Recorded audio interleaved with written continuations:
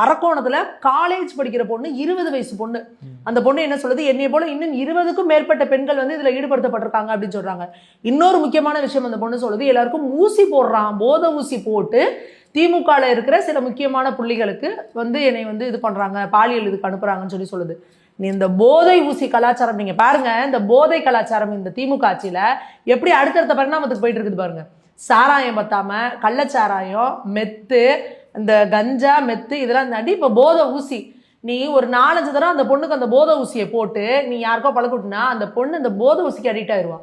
அவளை திருப்பி மீட் எடுக்கிறது எவ்வளவு கஷ்டம். இந்த பொள்ளாச்சி இஷ்யூ நடந்தப்போ எப்படி இன்னைக்கு ஒட்டுமொத்த மீடியாவும் கதர்னாங்க. இந்த நக்கீரன் கோவாலுன்னு ஒருத்தர் வந்து நாக்க தர வரைக்கும் தொங்க போட்டுக்கிட்டு, ஐயோ இப்படி வந்துச்சு இப்படி வந்துச்சு, அண்ணானு கதர்னாங்க, வலிக்குதுன்னு சொன்னாங்க, பெல்ட்டால் அடிச்சாங்கன்னு நிமிஷம் திரும்ப போட்டு எல்லாம் பண்ணிட்டு இருந்தீங்க.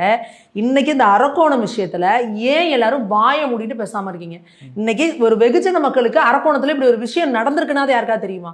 முதல்வர் போயிட்டு இன்ப சுற்றுலா ஊட்டிக்கு போயிட்டு கேள்வி என்ன மீடியா கேள்வி கேட்குறீங்க சார், கிளைமேட் எப்படி சார் இருந்துச்சு சார், அடிக்கடி இனிமே வாங்க சார். ஏங்க அடிக்கடி ஊட்டிக்கும் நீலகிரிக்கும் சுற்றுலா போறதுக்கு தான் உங்களை வந்து ஓட்டு போட்டு முதல்வர் உட்கார வச்சிருக்காங்களா? பெண்கள் வந்து ஒரு வாழ்றதுக்கே பாதுகாப்பு இல்லாத ஒரு மாநிலமா நீங்க வந்து தமிழ்நாட்டை மாத்தி வச்சுட்டு உங்களோட பேச்சாளர் வந்து மீடியால பேசுறாரு, ஆன்டி இன்கம்பன்சி எல்லாம் கிடையாதுங்க, ஆன்டிங்கள் எல்லாம் கரெக்ட் பண்ணிட்டோங்கிறாரு. நீ கொடுக்குற 1000 ரூபாய்க்கு தமிழ் இருக்க பெண்கள்லாம் நீ கரெக்ட் பண்ணிட்டேன்னு சொல்லுவியா? எவ்வளவு ஒரு கேவலமான பேச்சு, கேவலமான ஐடியாலஜி உனக்கு. அப்ப என்ன அர்த்தம்? 1000 ரூபாய் கொடுத்தா முன்னாடி வந்துருவாங்கிற மாதிரியான அர்த்தத்துல பேசுறீங்க. கருணாநிதி அவர்கள் ஒரு 64 படங்கள்னு நினைக்கிறேன் கதை வசனம் எழுதுறாங்க. நீங்கள் ஒவ்வொரு படத்தையும் பாருங்க, 2 பொண்டாட்டியாக இருக்கும். ஒரு பொண்டாட்டி இருக்கும்போதே இன்னொருத்தனை வந்து ஈத்துன்னு ஓடுற மாதிரி இருக்கும்.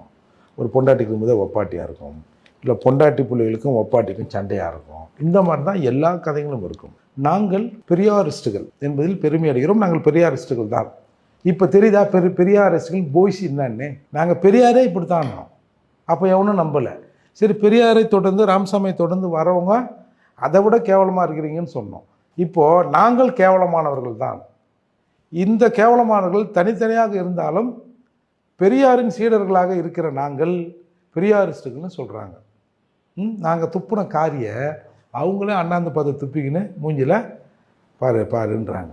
அதே போலதான் தனக்கு கீழே வேலை செய்யக்கூடிய அமைச்சர் ஒருவர், அவர் துறை சார்ந்து இவ்வளவு அநியாயங்கள் நடக்குது, இவ்வளவு அநியாயங்கள் நடந்த பிறகும் அந்த அமைச்சர் ஜெயிலுக்கு போயிட்டு வந்த பிறகும் முதலமைச்சர் குற்றம் சாட்டி கம்ப்ளைண்ட் கொடுத்த ஊழல் வழக்கில் ஜெயிலுக்கு போயிட்டு வந்ததுக்கு அப்புறமும் அவருக்கு இதே துறையை கொடுக்கிறார் என்றால் A1 குற்றவாளி திரு மு.க. ஸ்டாலின் அவர்கள் தான். ரகுபதி இதுக்கு என்ன பஞ்சாயத்து சொல்றாரு? இளம் விதவைகள் அதிகமாயிட்டு சொல்றாங்களே, அதை பத்தி என்ன பண்றது? இளம் விதவைகள் அதிகமாகிறதுக்கும் அரசாங்கத்துக்கு என்ன சம்பந்தங்கிறாரு. கனிமொழி அக்கா போன 2 வருஷத்துக்கு முன்னாடி என்ன பேச்சு?